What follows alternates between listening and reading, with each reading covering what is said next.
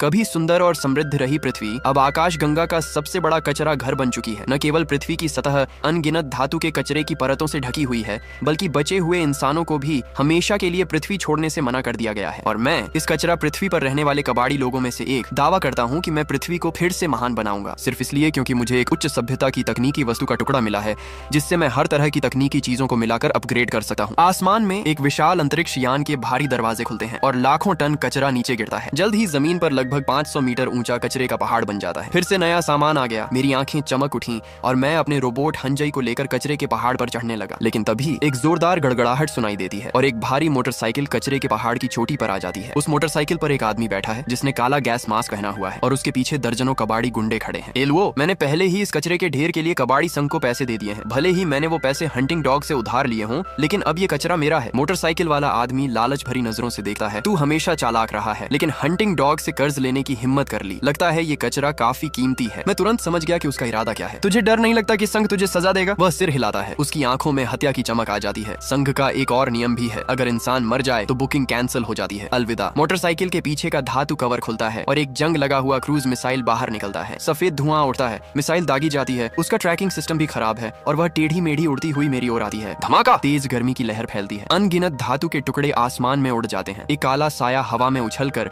2 kilometre दूर कचरे की खाई में जा गिरता है। मोटरसाइकिल वाला आदमी ठंडी हंसी हंसता है। अब से ये इलाका हमारा है, क्या देख रहे हो? काम पर लग जाओ। कचरे की खाई में मैं गहरी सांस लेकर अचानक होश में आता हूँ। मैं देखता हूँ कि हंजई का जला हुआ सिर मेरे सीने पर टिका हुआ है और उसके मैकेनिकल हाथ मुझे कसकर पकड़े हुए हैं। मैं उसके हाथ हटाता हूँ और उसके पीछे की ओर देखता हूँ। मेरी आंखें फैल जाती हैं। उसका आधा शरीर उड़ चुका है और सबसे खतरनाक बात यह है कि उसके सिर का पिछला हिस्सा पूरी तरह जलकर पिघल चुका है। उसकी मेमोरी चिप टूट चुकी है। मेरी आंखों से आंसू बहने लगे हैं। दादा के मरने के बाद हंजई ही मेरा एकमात्र साथी था, लेकिन अब वह हमेशा के लिए चला गया। तभी मेरे कानों में एक ठंडी तकनीकी आवाज गूंजती है। समान तकनीकी वस्तु का पता चला है, क्या आप तकनीकी संयोजन करना चाहते हैं? मैं चौंक जाता हूँ और अपने दाहिने हाथ की ओर देखता हूँ। मेरे हाथ में एक अजीब क्रिस्टल ब्रेसलेट है जिसके अंदर नीली रोशनी चमक रही है। ये ब्रेसलेट मुझे तब से मिला हुआ है जब दादा ने मुझे पाया था। दादा कहते थे कि यह शायद 13वीं स्तर की सभ्यता की वस्तु है, लेकिन तब वह बूढ़े हो चुके थे और कहते थे कि उनका पेशाब का बर्तन और नकली दांत भी 13वीं स्तर की चीजें हैं। अचानक ब्रेसलेट से 2 नीली स्कैनिंग किरणें निकलती हैं। एक हंजई के टूटे शरीर को स्कैन करती है और दूसरी दूर पड़े कचरे के ढेर को। अचानक वह कचरे का ढेर पारदर्शी हो जाता है और उसके अंदर एक और टूटा हुआ B343 नर्स रोबोट दिखाई देता है। कृपया संयोजन का मुख्य शरीर चुनें। मेरी आंखें कांप उठती हैं। 2 B343 रोबोट एक में मिल सकते हैं? मैं नीचे पड़े हंजई को देखता हूँ। अचानक उसके शरीर पर लाल ग्रिड दिखाई देने लगा है। मैटर फॉर्मेटिंग शुरू। दूर पड़ा दूसरा B343 नीली रोशनी में बदल जाता है और हंजई के शरीर में समा जाता है। कुछ ही सेकंड में एक नया रोबोट सामने खड़ा होता है। B8 Sony 97 सुरक्षा नर्स रोबोट, जिसमें निगरानी और सुरक्षा की क्षमता है और जो खतरे का पहले से अंदाजा लगा सकता है। मैं स्तब्ध रह जाता हूँ। वह B3 से सीधे B8 स्तर पर पहुंच गया। क्या आप फिर से संयोजन करना चाहते हैं? ब्रेसलेट फिर से पूछता है। इस बार पास के अंतरिक्ष यान के मलबे के नीचे 2 और B343 रोबोट स्कैन होते हैं। मैं बिना झिझक के प्रक्रिया शुरू करता हूँ। कुछ ही पलों में 2 B897 रोबोट बन जाते हैं। फिर उनमें से एक को दूसरे में मिला दिया जाता है। इसका मतलब है ये ब्रेसलेट चोर को 2 में और 2 को 1 में बदलता है और हर बार स्तर बढ़ाता है। कुछ सेकंड बाद नीली रोशनी गायब हो जाती है। हंजई फिर से बदल चुका है। वह और लंबा और ताकतवर हो गया है। A24 पर्यावरण अनुकूल नर्स रोबोट, जो हर तरह के वातावरण में काम कर सकता है और उसके शरीर में कई तरह के उपकरण लगे हैं। मैं हैरान होकर बोल भी नहीं पाता। ऐसा रोबोट शायद किसी दूसरे ग्रह पर आम हो, लेकिन इस पृथ्वी पर यह अकेला ही होगा। हंजई, क्या तुम मुझे सुन सकते हो? मेरी आवाज कांपी है। आदरणीय ग्राहक नमस्ते। A24 पर्यावरण अनुकूल नर्स रोबोट आपकी सेवा में प्रस्तुत है। कृपया प्रारंभिक सेटिंग पूरी करें। रोबोट की भावनाहीन आवाज सुनकर मेरा शरीर पूरी तरह सख्त हो गया। मशीन तो ठीक हो गई थी, लेकिन हंजई कभी वापस नहीं आएगा। मेरी आंखों में आंसू आ गए। मैंने हाथ बढ़ाकर A24 के सीने को छुआ। अब नाटक मत कर ओ पगले, खरीद नहीं सकते तो बेकार मत छू। मेरे हाथ अचानक रुक गए। ये आवाज कुछ जानी पहचानी सी लगी। एक टूटे फूटे झोंपड़े के सामने पूरी तरह ठीक हुआ हंजई आईने में अपने नए शरीर को निहार रहा था। मैंने उसकी बात को अनसुना किया और अपने बाएं हाथ में मौजूद उस रहस्यमयी चीज को देखने लगा। यह चीज वाकई अद्भुत थी। क्या यह सच में वही है जो दादा कहते थे, 13वीं स्तर की सभ्यता की वस्तु? तुम क्या हो? मैंने अपने दाहिने हाथ से पूछा। मुझे उम्मीद नहीं थी कि वह जवाब देगा, लेकिन आवाज आई। मैं STC हूँ। तुम्हारी समझ के अनुसार इसे स्टैंडर्ड कंस्ट्रक्शन टेम्पलेट कहा जा सकता है। ठीक है। मैं धीरे धीरे खड़ा हुआ और आंखें सिकोड़ कर बोला, तुम क्या हो? ये ज्यादा जरूरी नहीं है। जरूरी यह है कि मैंने सामने रखे जूतों की ओर देखा। ये जटिल धातु से बने एडवेंचर जूते थे जिनके नीचे हाइड्रोलिक सिस्टम लगा था, जिससे 20 से 80 सेंटीमीटर तक छलांग लगाई जा सकती थी। ये सब पहले इकट्ठा किया हुआ कचरा था। तकनीक भले ही कमजोर थी, लेकिन फिर भी ये टेक्नोलॉजी प्रोडक्ट थे। समान तकनीकी वस्तु का पता चला। जैसा मैंने सोचा था, STC ने नीली स्कैनिंग किरणें छोड़ी। कृपया संयोजन का मुख्य भाग चुनें। मैटर फॉर्मेटिंग शुरू। एक जोड़ी जूते नीली रोशनी में टूटकर दूसरे जूतों में मिल गई। एडवेंचर लेग आर्मर, घुटनों तक फैला मैकेनिकल सिस्टम जो दबाव कम करता है। अधिकतम छलांग ऊंचाई 4.5 मीटर। मेरी आंखें फैल गईं। अब 100 मीटर ऊंचे कचरे के पहाड़ पर चढ़ना भी 10 मिनट से ज्यादा नहीं लगेगा। मैंने बाकी 4 जोड़ी जूतों पर भी वही प्रक्रिया दोहराई। 2 एडवेंचर लेग आर्मर को मिलाकर एक नई चीज बनाई, jet turbine power shoes, 18 micro jet turbine, high precision gyroscope, झुकाव सेंसर, उड़ान ऊंचाई 300 मीटर, अधिकतम गति 0.408 मैक। मैं पूरी तरह स्तब्ध रह गया। 0.408 मैक यानी लगभग 500 किलोमीटर प्रति घंटा। आज की पृथ्वी पर आसमान लगभग निषिद्ध क्षेत्र है, यहाँ तक कि कोई टूटा हुआ उड़ने वाला वाहन भी नहीं मिलता। लगता है किसी ने यहाँ के कचरे को छांट रखा है ताकि कोई भी कबाड़ी पृथ्वी से भाग न सके। उनका उद्देश्य साफ है, इन नीच जीन वाले लोगों को पृथ्वी से बाहर जाने की इजाजत नहीं है ताकि वे मानव सभ्यता को प्रदूषित न कर सके। मेरी आंखों में अविश्वास भर गया। हंजई, मैं उड़ सकता हूँ। कई क्लिक की आवाज के साथ मैंने वो जूते पहन लिए। हंजई की आंखों की रोशनी झपकी। मैं सुझाव देता हूँ कि पहले आप मैनुअल पढ़ लें, फिर इस्तेमाल करें। अगर सब सीख लिया तो मजा ही क्या रहेगा। मैंने गहरी सांस ली। चलो धमाक। धूल उड़ती है और मेरा शरीर सीधा आसमान की ओर उड़ जाता है। कचरा पृथ्वी का आसमान गंदले धूसर रंग का है, लेकिन फिर भी यह हर कबाड़ी का सपना है। मेरा दिल जोरों से धड़क रहा था। मैं बादलों के बीच चिल्लाया, मैं आसमान का राजा हूँ, मैं दुनिया का राजा हूँ। एसटीसी ये बेहद शक्तिशाली है। यह हर कचरे को जोड़कर अविश्वसनीय चीज बना सकता है। मैं नीचे झांकता हूँ। पूरी पृथ्वी कचरे से भरी है, अनगिनत टेक्नोलॉजी। लगता है एक नई कहानी शुरू होने वाली है और वह व्यक्ति मैं हूँ। मैं बनूंगा कचरे का राजा। दूसरी ओर एक कचरे के पहाड़ पर एलुओ को कुछ अजीब आवाज सुनाई देती है। वह आसमान की ओर देखता है और दूर धुएं की एक पतली लकीर देखता है। उसका एक साथी कहता है, बॉस लगता है कुछ उड़ गया। नामुमकिन। एलुओ आंखें सिकोड़कर कहता है, शायद कोई कचरा फट गया होगा। उधर खंडहरों में मैं जमीन पर उतरता हूँ। लैंडिंग परफेक्ट थी, बस मेरा झोंपड़ा टूट गया। अब मेरी नजर शेल्फ पर रखी चीजों पर जाती है। वहाँ काले सिलेंडर रखे हैं, कुल 119 निकेल आधारित हाई टेम्परेचर एलॉय। ये बहुत महंगे नहीं है, सीधे बेचूं तो लगभग 100 क्रेडिट मिलेंगे। लेकिन क्या इन्हें भी जोड़ा जा सकता है? समान तकनीकी वस्तु का पता चला, मैटर फॉर्मेटिंग शुरू। मेरे दिमाग में यह आवाज बेहद मधुर लग रही थी। हाँ, भले ये बेसिक मटेरियल है, लेकिन ये भी टेक्नोलॉजी प्रोडक्ट है। तभी मेरा पुराना सैटेलाइट फोन बजने लगता है। कॉल है हंटिंग डॉग ल्यू की। वह एक सफल कबाड़ी है जिसने 1 साल पहले अचानक अमीर बनकर सूदखोरी शुरू कर दी थी। मैंने उससे 6800 क्रेडिट उधार लिए थे, लेकिन एलओ ने सब छीन लिया। अगर मैं पैसे नहीं लौटा पाया तो वह मुझे टुकड़ों में काट देगा। लेकिन वह पहले की बात थी। अब मेरे पास एसटीसी है। मेरे सामने एक नया धातु का टुकड़ा चमक रहा है। मेटल कंपोजिट, मजबूत, कठोर, ऑक्सीडेशन रेसिस्टेंट। ये कीमती है, बहुत कीमती। कभी एक कबाड़ी को इसका सिर्फ 100 ग्राम मिला था और उसने 4 महीने ऐश की थी। लेकिन मेरे पास तो मुट्ठी जितना है, कर्ज चुकाने के लिए काफी है। लेकिन मैं यही नहीं रुकूंगा। मेरे पास अभी भी सैकड़ों बेसिक मटेरियल हैं। मैटर फॉर्मेटिंग शुरू। नॉन मेटल एलॉय, अत्यधिक मजबूत, हल्का, जंग प्रतिरोधी, इंटरस्टेलर इंजन में उपयोग। फिर हाई डैमेज एलॉय, अव्यवस्थित परमाणु संरचना, S3 स्तर की मजबूती, इलेक्ट्रोमैग्नेटिक शील्डिंग। 5 मिनट बाद मेरे हाथ में 23 नॉन मेटल एलॉय और 4 हाई डैमेज एलॉय हैं। एसटीसी हर चीज को एक नए स्तर पर ले जाता है। ये दोनों धातुएं साधारण नहीं है। अब सबसे जरूरी है इनकी असली कीमत पता लगाना। मैं उठकर सैटेलाइट कम्युनिकेटर उठाता हूँ। उधर से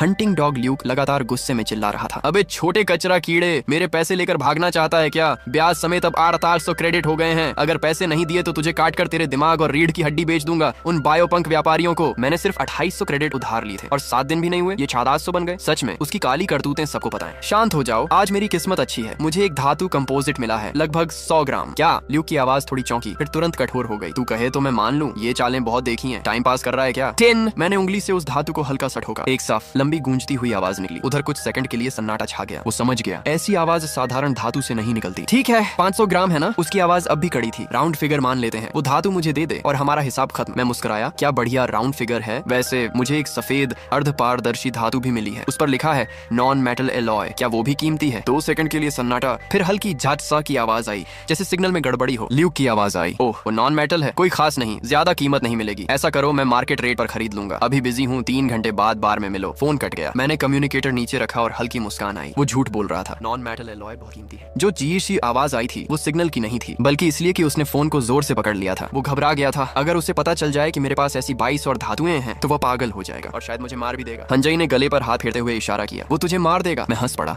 लेकिन आंखों में चमक थी। सिर्फ एक टुकड़े के लिए वो हत्या कर सकता है? हंजई, काम पर लगना होगा। मैंने अपनी पुरानी नीली चादर झाड़ी। जैसे ही ल्यूक को असली कीमत पता चलेगी वो सीधे गोली मार देगा। हंजई ने गंभीरता से सिर हिलाया, तो मैं नहीं जाऊं, मेरा मतलब है 3 घंटे में हमें इतना ताकतवर बनना होगा कि कोई हमें छू भी न सके। हंजई ने अपने 2 मीटर लंबे शरीर को सीधा किया। बताओ क्या करना है? उत्तर दिशा 100 किलोमीटर। मैंने दूर देखते हुए कहा, 1 साल पहले वहाँ एक वॉर इक्विपमेंट कंपनी ने बहुत सारा कचरा फेंका था।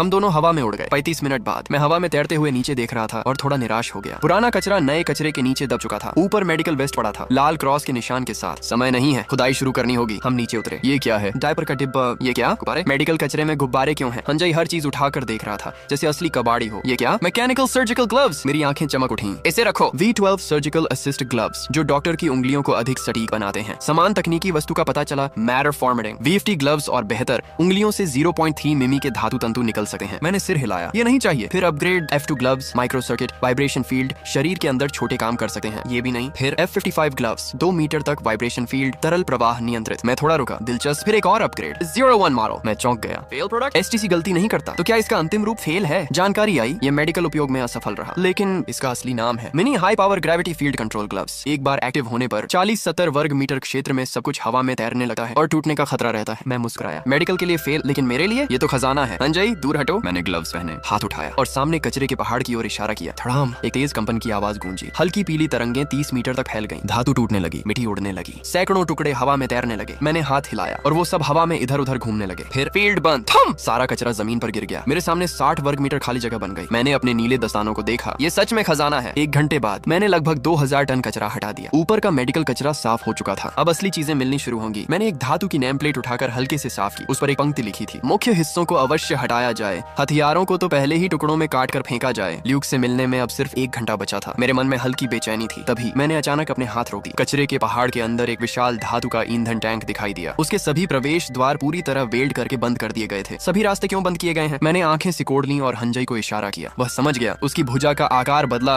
और एक मेटल कटिंग गन निकल आई। ये टैंक बेहद मजबूत था। एक इंसान के जाने लायक छेद बनाने में पूरे 9 मिनट लग गए। अंदर अंधेरा था और एक सड़ी हुई बदबू आ रही थी। साथ ही कुछ काली राख भी बिखरी हुई थी। मैंने मुंह नाक ढककर धीरे धीरे अंदर कदम रखा। अचानक कुछ सफेद चीज ऊपर से गिरकर मेरे ऊपर आ पड़ी। एक हड्डियों वाला हाथ मेरे गले को जकड़ लेता है। मैं घबरा गया। 2 कदम पीछे हटा, तब जाकर समझ आया ऊपर एक लाश लटक रही थी। मैंने गहरी सांस ली और खुद को शांत किया। फिर आगे देखा और जो देखा उससे मैं सन्न रह गया। लाशें, लगभग 30 लाशें। डैन एंड कंपनी के कचरे में लाशें क्यों हैं? क्या ये हत्या करके फेंकी गई है? मैंने झुककर उनके सीने पर लगे बैज देखे। हुआशिया इंटरस्टेलर एक्सप्लोरेशन टीम, 6ठी बटालियन, 3री स्पेशल यूनिट। मेरा दिल धड़क उठा। ये तो एक्सट्रीम टीम है। यह वही प्रसिद्ध टीम थी, 20 साल पहले के नायक जिन्होंने निडर होकर अंतरिक्ष में खोज की और हजारों लोगों को बचाया। लेकिन एक दिन अचानक ये टीम भंग कर दी गई थी। जब मैं छोटा था मैंने ये खबर रेडियो पर सुनी थी और बहुत दुखी हुआ था। लेकिन उनकी लाशें यहाँ क्यों हैं? मैंने ध्यान से देखा। उनकी गर्दन की हड्डियों पर कट के निशान थे। उन्हें मारकर यहाँ फेंका गया था। ये कोई साधारण बात नहीं थी। इसमें जरूर कोई बड़ा रहस्य छिपा है। मैंने एक एक करके उनके नेम प्लेट इकट्ठा किए। शायद कभी मैं उनकी सच्चाई दुनिया के सामने ला सकूं। जब मैं टैंक के अंदर और गहराई में गया तो मैंने 8 बड़े कंकाल देखे। असल में वे उनके पहने हुए भारी युद्ध सूट थे। मेरा शरीर खुद ब खुद कांप उठा। ये थे एक्सट्रीम योद्धाओं के 8 सदस्य। उनके पास X-12 एक्सोस्केलेटन सूट है। भले ही 20 साल पुराने थे, लेकिन आज की पृथ्वी पर एक सही हालत वाला X-12 मिल जाए तो कोई भी अजय बन सकता है। हालांकि ये सब टूट चुके थे, लेकिन मेरे पास STC था। 8 सूट 3 बार अपग्रेड हो सकते थे। मैं उत्साहित हो उठा। अब इनका पुनर्जन्म होगा और इनकी कहानी मैं आगे बढ़ाऊंगा। मैटर फॉर्मेटिंग शुरू। X-55 extreme warrior power exoskeleton, 4 fries run ताकत, टाइटेनियम अलॉय, बेहतर मूवमेंट। STC कुछ भी अचानक नहीं बनाता। ये मानो सभी तकनीकों का ब्लूप्रिंट जानता है। फिर upgrade X-23 extreme warrior armour, 240% अधिक प्रदर्शन, multi environment system, radar, communication, tactical AI, छिपे हुए हथियार। अब यह सिर्फ एक्सोस्केलेटन नहीं था, ये एक पूरा आर्मर बन चुका था। मैं खुद को रोक नहीं पा रहा था। थोड़ा और। फिर अंतिम upgrade X-6601 memory metal extreme warrior armour. मेरी आंखें फैल गईं। मेमोरी मेटल आर्मर, ये तो हाल ही में वैज्ञानिक संघ द्वारा प्रस्तावित कॉन्सेप्ट था। यानी मानव सभ्यता ने अभी तक इसे बनाया भी नहीं है। STC ने बताया यह तकनीक द्वितीय स्तर की सभ्यता से संबंधित है। मानव सभ्यता अभी लगभग 1.5 स्तर पर है, लेकिन 2 स्तर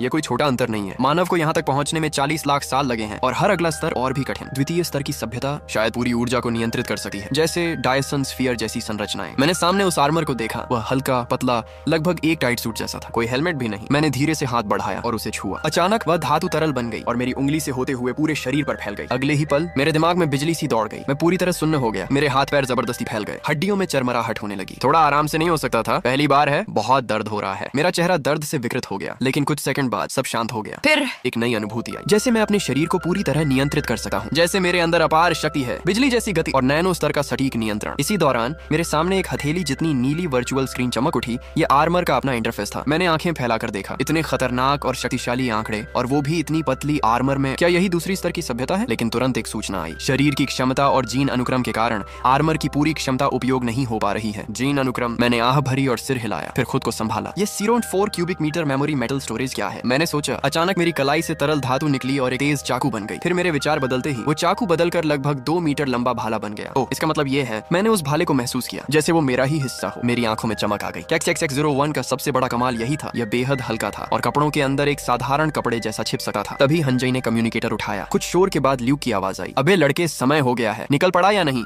अगर लेट हुआ तो तेरी चीज नहीं खरीदूंगा। और उसने फोन काट दिया। मैं मुस्कुराया। वो अभी भी चाल चल रहा है। अंजय, तैयारी पूरी है? चलो। हम दोनों धीरे धीरे बार की ओर बढ़े। गली के मोड़ पर मैं अचानक रुक गया। मेरी नजर सामने खड़ी लाल ड्रेस वाली लड़की पर पड़ी। वो इस पूरी गंदी दुनिया की सबसे खूबसूरत चीज थी, जैसे इस दुनिया की ही नहीं हो। मैं हिम्मत करके उसके पास गया। उसकी आंखों में हल्की नीली चमक थी, उच्च जीन का संकेत। इस युग में इंसानों को उनके जीन के आधार पर बांटा जाता है। हम जैसे लोग कचरा समझे जाते हैं और वो एक चमकता सितारा थी। वो मुस्कुराई। सब लोग मेरे पास आते हैं, कहते हैं मुझसे प्यार करते हैं, लेकिन कोई मेरी इच्छा का सम्मान नहीं करता। फिर उसने हल्के से कहा, कृपया अगली बार थोड़ा दूरी बनाकर बात करें। मैंने होंठ दबाए, फिर मुस्कुराया। माफ कीजिए, और चला गया। उसका पिता कबाड़ी एलॉय संघ का नेता था, कोई उसे मजबूर नहीं कर सकता था। बार के अंदर ल्यूक खिड़की से सब देख रहा था। उसने अपने आदमियों से कहा, सब तैयार रहो, दरवाजे बंद कर दो, वो अंदर आए तो बाहर नहीं जाएगा। कुछ देर बाद मैं बार के पीछे वाले कमरे में पहुंचा। वहाँ बैठा था पीले बालों वाला ल्यूक। उसने एक चार्ज लेजर पिस्तौल निकाली, फिर अपने पैर से टेबल ठोकी और पीछे से एक घायल बूढ़ा आदमी घसीट कर लाया गया। वो दादाजी का दोस्त था। कमरे में एक और खतरनाक आदमी खड़ा था, मैकेनिकल हाथों वाला। सब कुछ सेट था, घेराबंदी, बंधक, हथियार। ल्यूक कोई जोखिम नहीं लेना चाहता था। वो हंसा, तू ये मत सोच कि अगर तू मर गया तो मुझे कुछ नहीं मिलेगा। बस मैंने उसकी बात काट दी और टेबल पर एक धातु का टुकड़ा रख दिया, ये कर्ज चुकाने के लिए। फिर दूसरा टुकड़ा निकाला, और ये बेचने के लिए। ओह, ल्यूक की आंखें फैल गईं। ये असली है, मैंने कुछ नहीं कहा। तीसरा टुकड़ा निकाला, फिर चौथा, पांचवा, छठा। ये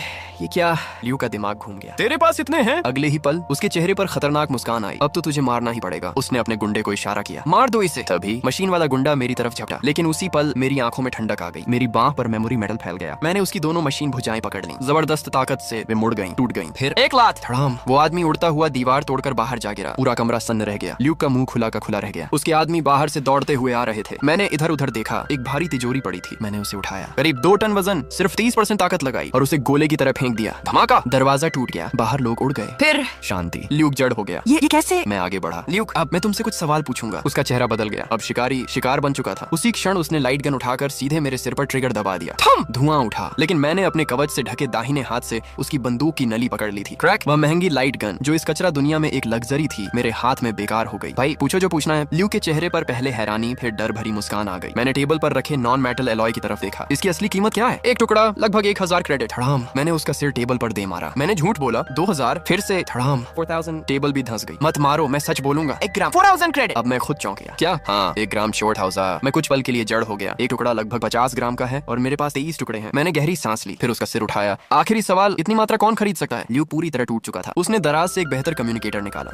कोई साधारण कबाड़ी नहीं है, वह पृथ्वी पर भी नहीं रहता। यही एक तरीका है उससे संपर्क करने का। मैंने कम्युनिकेटर लिया। सहयोग के लिए धन्यवाद। मैंने घायल बूढ़े दादाजी के दोस्त को सहारा दिया और बाहर निकल गया। जैसे ही मैं बाहर आया, पीछे बार में आग लग गई। लपटें उठने लगी, लोग फुसफुसा रहे थे। उसने अकेले ही बार स्ट्रीट के सबसे ताकतवर आदमी को हरा दिया और उसके अड्डे को भी खत्म कर दिया। सड़क के दूसरी ओर लाल ड्रेस में हेना खड़ी थी। उसने बस एक बार मेरी तरफ देखा, फिर नजरें हटा ली। उसकी आंखों में उलझन थी और कुछ उम्मीद भी। मैंने सिर हिलाया। उसकी सोच अलग थी, शायद कोई खास ही उसे सच में पसंद आएगा। मैंने उस नए कम्युनिकेटर से खरीदार से संपर्क किया। उसने अपना नाम मो बताया। वह दूसरे ग्रह का उच्च स्तर का इंसान था। हमने रात 9 बजे मिलने का समय तय किया। शाम के 5 बजे थे। हंजई एक भारी तिजोरी उठाकर वापस आया। तू घर चलाने में कमजोर है, आखिर में मुझे ही मेहनत करनी पड़ती है। मैं हंस पड़ा, तो इसलिए वो लड़ाई में नहीं दिखा था। हमने तिजोरी खोली, अंदर खाना था, साफ पानी, 2 सेब भी। मैं हैरान था। एक आला टेक बॉक्स भी था, लेकिन वह खरा था। तभी कम्युनिकेटर से आवाज आई, मैं पृथ्वी के वातावरण में प्रवेश कर चुका हूँ, 2 मिनट में उतरूंगा। मैंने कपड़े बदले। उम्मीद थी कि सौदा ठीक से होगा, लेकिन 5 मिनट बाद, माफ कीजिए थोड़ी देर होगी, 20 मिनट बाद मिलते हैं। मैंने भौहें सिकोड़ ली, कुछ गड़बड़ है। मैंने इंतजार नहीं किया। हंजई के साथ चुपचाप मिलने की जगह पहुंचा। वहाँ एक छोटा हाईटेक स्पेसक्राफ्ट था। मैं छिपकर देखने लगा और जो देखा, मैं जड़ हो गया। है ना? वह उस आदमी को गले लगाकर उसके चेहरे को छू रही थी। मैं हक्का बका रह गया, लेकिन वह आदमी उसे धक्का देकर अलग कर देता है। तुम उसे जानते हो? उसने मुझसे पूछा। नहीं। वो खुद मेरे पास आई थी। वो चाहती है कि उससे उच्च जीन वाला बच्चा पैदा हो। मैं स्तब्ध रह गया। मेरे जीन डी हैं, उसके ई। वो अपने बच्चे के जरिए इस ग्रह से निकलना चाहती है। मैंने उसकी आंखों में देखा, 3 नीली रिंग्स, उच्च जीन। मैं चुप हो गया। ये दुनिया वाकई क्रूर है। हम जैसे लोग नीचे और ऊपर जाने का एक ही रास्ता, जीन। मो ने कहा, जब तक इंसान है तब तक वर्ग रहेगा। तुम जवान हो, तुम्हारे पास मौका है। उसकी बातों ने मुझे बदल दिया। मैंने गहरी सांस ली और अपने सारे 20 नॉन मेटल एलॉय निकाल दिए। उच्च स्तर वाले एलॉय मैंने छिपा लिए। वह शांत रहा। ये बहुत कीमती है, तुम क्या चाहते हो? मैंने सिर उठाया। आंखों में दृढ़ता थी। मुझे जीन अपग्रेड चाहिए। जीन कैटालिस्ट दवा, सबसे सस्ती और बेसिक मॉडल, जितनी मिल सके सब दे दो, मोल भाव नहीं करूंगा। अच्छा। मो ने एक छोटा सा हाईटेक तराजू निकाला